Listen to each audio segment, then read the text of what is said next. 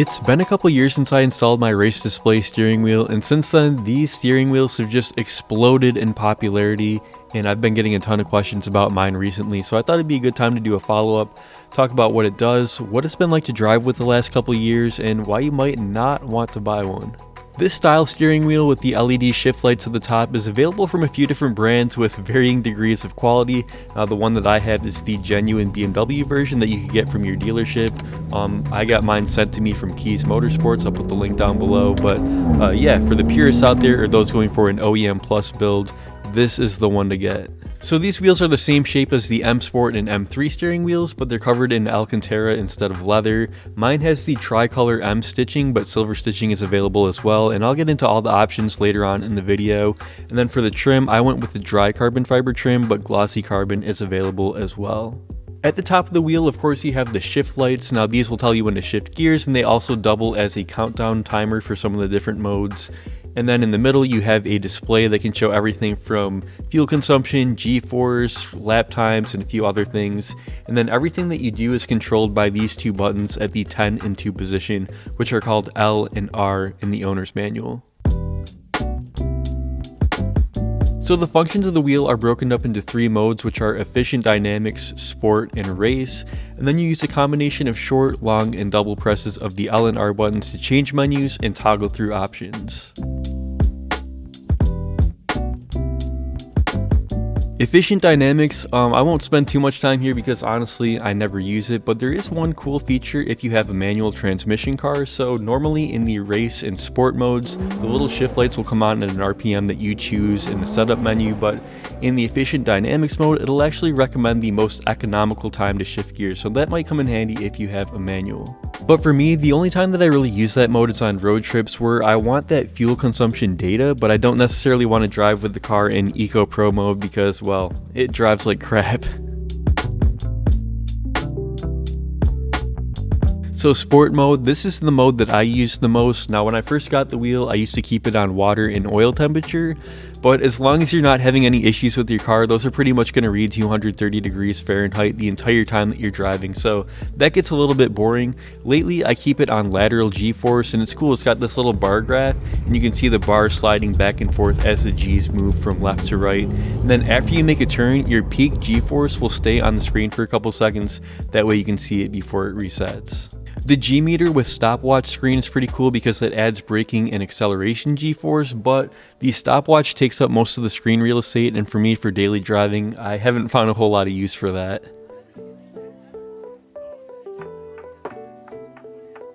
In the quarter-mile race mode, the LEDs at the top will give you a countdown. When the lights turn green, you take off, and it'll automatically record your time after you've traveled a quarter mile or around 400 meters. Now this would be cool if maybe you want to see what your car is capable of, but you don't live near a drag strip. The only thing is the owner's manual explicitly says it's for track use only, so if you're going to try this one out, just be careful about when and where you use it. If you install the optional measuring trigger, the car will actually record your time on a compatible racetrack using an infrared sensor.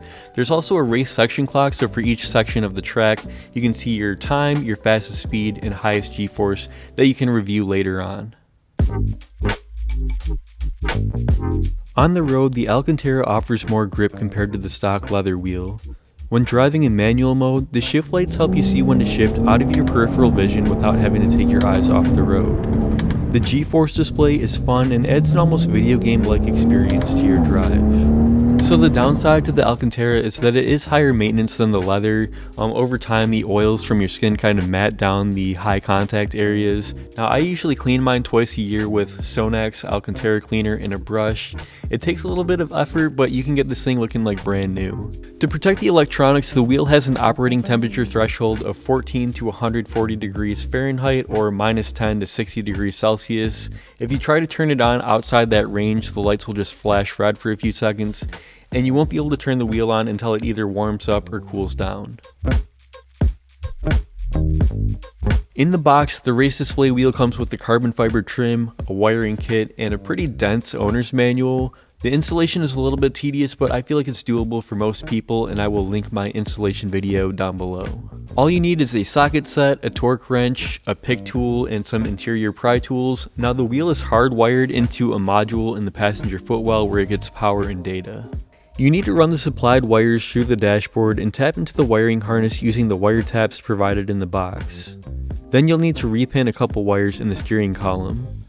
It sounds intimidating, but if you take your time and follow my instructions, you can knock out this install in a couple hours. Now after the installation, there's no coding required, you're just good to go, but take note that it does not support the heated wheel function, so if your car came with a heated steering wheel, you can still install it, it just won't have heat anymore. When you start the car, the wheel is off by default. Hold down the L and R buttons for 3 seconds to turn the wheel on. The screen will display whichever mode you used last. Use the L and R buttons to cycle through modes, then long press the R button to enter a sub-menu. A long press of the L button will take you back out to the mode selection. The screen goes to sleep after 10 minutes of inactivity, but the LED shift lights will continue to work for as long as the wheel is on. Simply tap either one of the buttons to wake the screen up. Then you can also turn the wheel off at any time by holding down the L and R buttons for 3 seconds. After installing the wheel, go into the settings for the initial setup. From here you can select metric or imperial units, set the RPM for the shift lights, and independently set the brightness for the LEDs in the screen.